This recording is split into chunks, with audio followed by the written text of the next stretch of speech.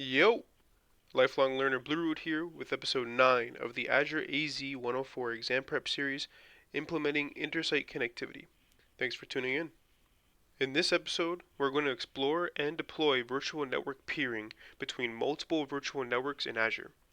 VNet peering enables you to seamlessly connect two or more VNets, making them appear as one for connectivity purposes. VNet peering provides a low latency, high bandwidth connection between resources in different VNets, the ability for resources in different VNets to communicate with each other, and many other useful purposes. With that said, the objectives that we will accomplish in this video are to provision the lab environment with multiple virtual machines, configure local and global virtual network peering, and then test Intersite connectivity between the virtual networks that we'll deploy. So let's get right into it. We'll start off by deploying our virtual machines. We'll be creating 3 of them, so it's best to use ARM templates again to deploy a virtual machine with only one command in the Azure Cloud Shell, rather than spending a few minutes in the Azure portal configuring every setting. So open up the Azure Cloud Shell, and we're going to use PowerShell again. Upload the template.json file and the parameters.json file.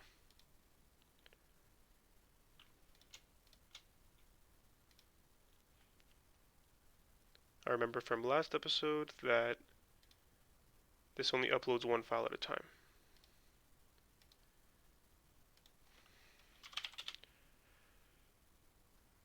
There they are. Perfect. Let's start off by creating a location variable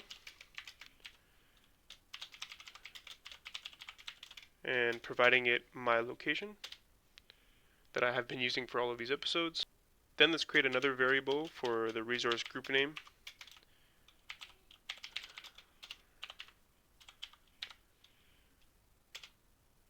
And then let's quickly create that new resource group. I'm sure you guys remember this code by now. Sorry, this command.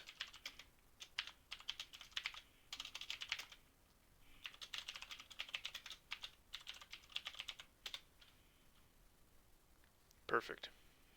I'm going to run the new AZ resource group deployment to create our first virtual network and deploy our first virtual machine into it by using the template and parameter.json files that we just uploaded.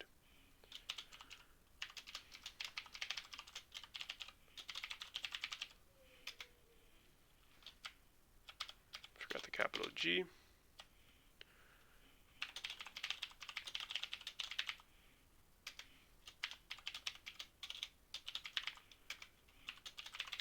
The second parameter again is template file.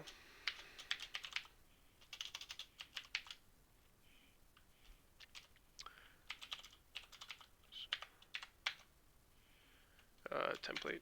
Yep.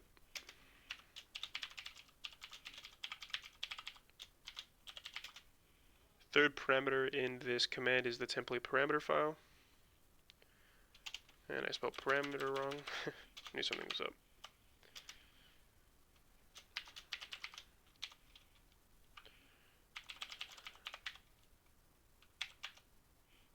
Perfect. I'm just going to add the name suffix here rather than entering it after I run the code. It'll make things just a little bit quicker. And then let's run this as a job. Perfect. So we have that running in the background. That's what as job does. It saves us a little bit more time because now we have the ability to go ahead and run this command again. We won't exactly do that though, because we actually want to create another resource group for this brand new VNet and brand new virtual machine. So let's go ahead and change the RG name variable. Sorry, let's clear this up.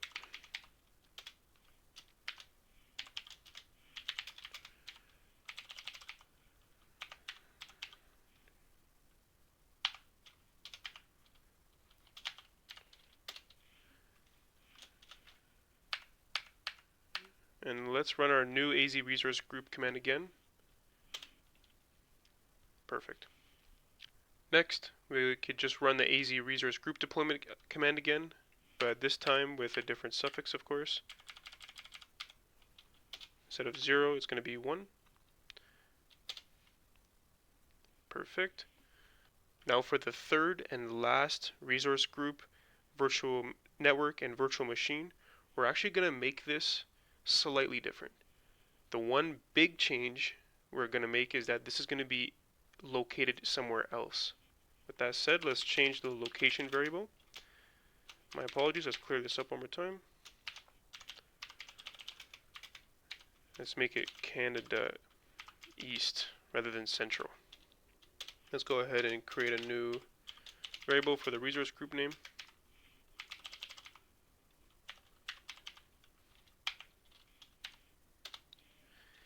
And then let's create the new resource group with these variables.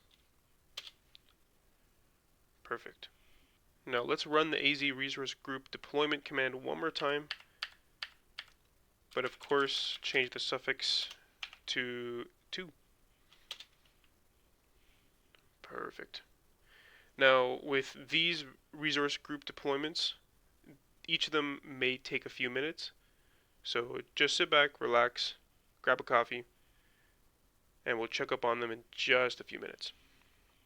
After a few minutes have passed, let's close the Cloud Shell terminal and confirm that everything deployed successfully. So let's go check out our resource groups. And I do see the 3 resource groups created. Let's go ahead and click on the first one. Beautiful. All the resources are created as expected with the correct naming convention. And let's just confirm that the virtual machine has the correct settings. Beautiful. Let's just go double check the other 2. Perfect. Perfect. Make sure to remember one thing. The first 2 resource groups were created in one location, and the last one, the third one, was created in a different location. So without peering, these resources would have no way of communicating. So let's configure local and global peering between these virtual networks in these resource groups. I'm sure you guessed it, but the local peering will be done between the 2 virtual networks with the same location, and the global peering will be done with the virtual networks in different locations. Let's configure the local peering first. Move to the first resource group, click on the virtual network. Under settings, go to peerings, and then let's add a new one. Let's add a name. We'll just call this VNet 0 to VNet 1. Simple as that. We'll allow this, we'll block this, we'll leave that as none. The peering link name, we'll just call it VNet 1 to VNet 0. We'll leave this as resource manager, unselect this, so don't check that off. Make sure your subscription is the correct subscription.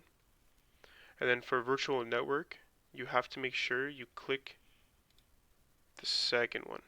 So we initially clicked this one. Let's make sure to click VNet 1.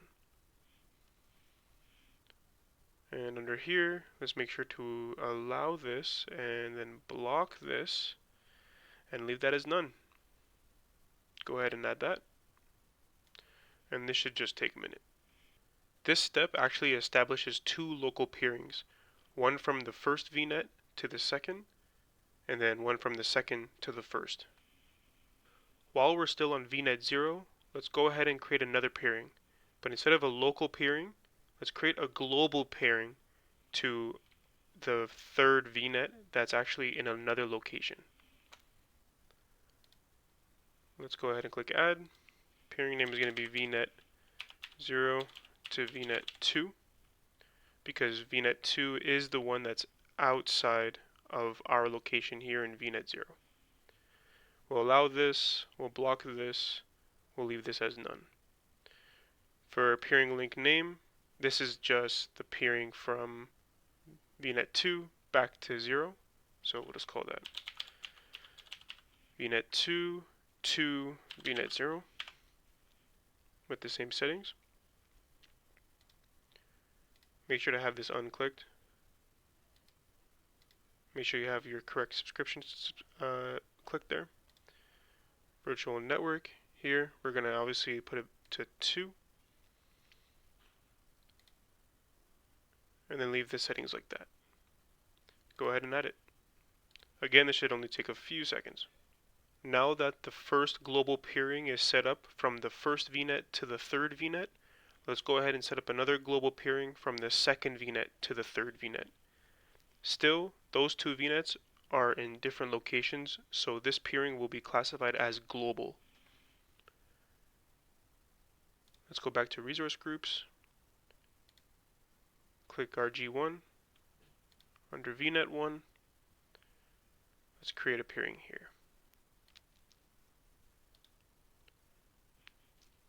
From this virtual network, let's give the peering name VNet 1 to VNet 2. Same settings as before.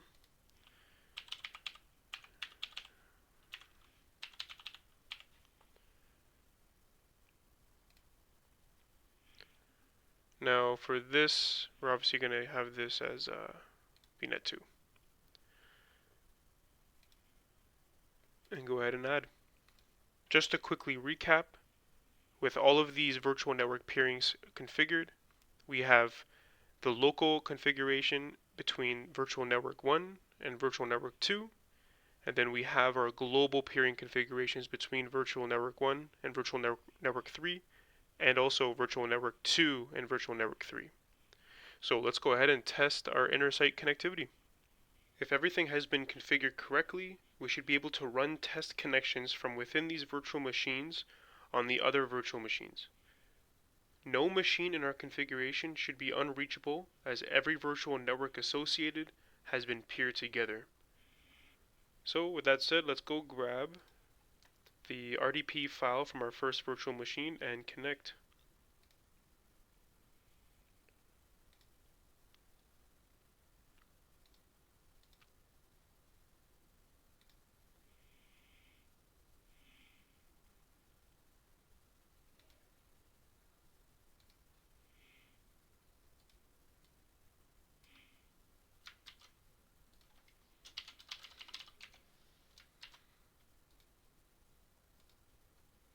Within the remote desktop session of the first VM, let's go ahead and open up Windows PowerShell as admin.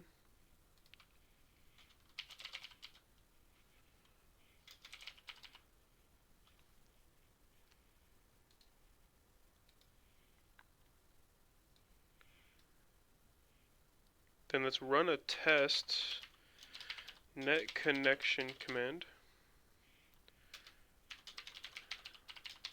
on the computer name. Here you can put the IP address, the private IP address of the second VM we created. So here we're testing our local virtual network peering through the RDP port 3389, and the output, we want to make sure the information level is detailed.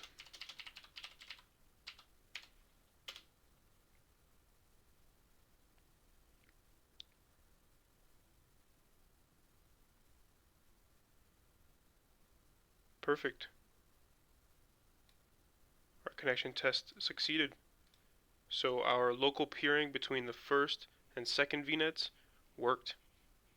While still in our RDP session on the first virtual machine, let's go ahead and test our global virtual network peering to the third virtual machine. So we could actually run the same command, but just change the IP address to .52 here.